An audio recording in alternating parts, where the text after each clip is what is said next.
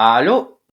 Je viens de lire le dernier National Geographic et il paraît que les activités humaines ont un véritable impact négatif sur la biodiversité de l'Amazonie. J'en ai entendu parler. Tu penses que c'est aussi valable ici en République tchèque? Je n'y ai jamais pensé, mais on n'a qu'à mener notre propre enquête. Ok, j'appelle le reste de l'équipe et on y va. Il nous faut un endroit d'étude. Le choix est clair. Direction Vallée de Procope. La vallée de Procope est une réserve naturelle située au cœur de Prague, dans la municipalité de Prague 5. Nous y avons choisi 2 aires de travail.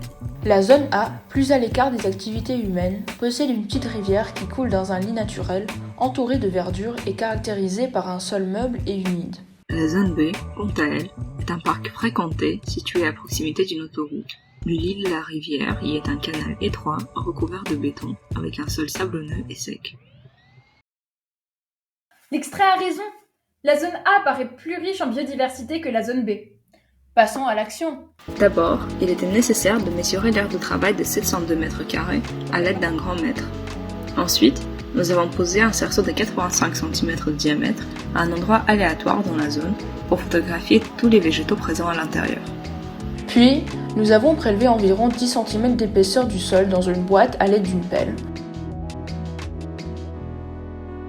Nous avons procédé de la même manière en zone B. Pour obtenir des résultats précis et représentatifs, le processus a été réalisé 5 fois, matin, midi et soir. Pendant les moments d'attente, nous avons photographié tous les autres animaux et végétaux présents. À la fin de notre expédition, nous avions 15 échantillons par zone, 30 prélèvements en tout. Ouh, ça fait une sacrée quantité d'échantillons. Comment est-ce qu'on va s'en sortir? Ne t'inquiète pas, on va les analyser un par un de très près. Attendez, il ne faut pas se précipiter. D'abord, il faut rendre les échantillons observables. Nous avons d'abord sorti tous les gros insectes et vers de terre, pour ensuite les passer à travers un appareil de Berlez pour forcer les organismes à tomber dans de l'alcool et ensuite à être observables au microscope. La mise en place n'est pas compliquée. Préparer une solution de 60 ml d'éthanol dilué 1 à 1 et verser un fond de l'éthanol dans une bouteille en plastique découpée enveloppée de papier noir. Y placer un filtre de 90 cm3 rempli du sol de l'échantillon. Mettre la bouteille sous une lampe chauffante et la laisser allumer pendant 12 heures. Une fois le temps écoulé, versez l'éthanol dilué avec les micro-organismes dans une boîte de pétrine nommée. Ce processus a été répété pour chaque échantillon. C'est parti pour l'observation. Avec chaque micro-organisme identifié, nous l'avons photographié et enregistré sur un drive. De même pour les plantes et les animaux. Ainsi, nous avons obtenu une base de données qui nous a permis de générer plusieurs graphiques pour quantifier le nombre d'espèces présentes dans la zone A et la zone B. Regardons d'abord les résultats macroscopiques. Dans la zone A, nous avons trouvé 34 espèces identifiables à l'œil nu.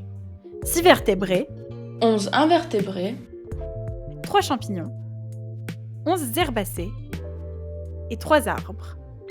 Dans la zone B, nous avons trouvé 20 espèces macroscopiques dont 1 vertébré, 3 buissons, 3 invertébrés, 11 herbacées et 2 arbres. En comparant les effectifs, nous pouvons clairement constater qu'à l'exception des buissons, la zone A est plus diverse à l'échelle macroscopique que la zone B. Pour les micro-organismes, 2 catégories étaient nécessaires car il était impossible d'identifier toutes les espèces, ceux avec pattes et ceux sans pattes. Même s'il était impossible de nommer toutes les espèces, nous avons pu identifier des différences claires parmi les individus. Ceci nous a permis de compter le nombre d'espèces dans chaque catégorie. Ainsi, à l'échelle microscopique, la zone A contient 12 espèces différentes avec pattes, alors que la zone B n'en contient que 7. De plus, nous pouvons voir que la zone A contient 12 espèces sans pattes, comparées aux 8 de la zone B. En tout, nous pouvons observer que, à l'échelle microscopique, il y a 24 espèces en zone A et 15 espèces en zone B. La zone A est donc plus riche. Super, notre hypothèse de départ était juste. Cependant, on ne sait toujours pas ce qui cause ces différences de résultats. Est-ce que ce serait lié aux vibrations et aux sons nuisibles créés par les voitures? Ou à l'humidité de la zone. Ou encore au type du sol? Ça, c'est une mission pour un autre jour.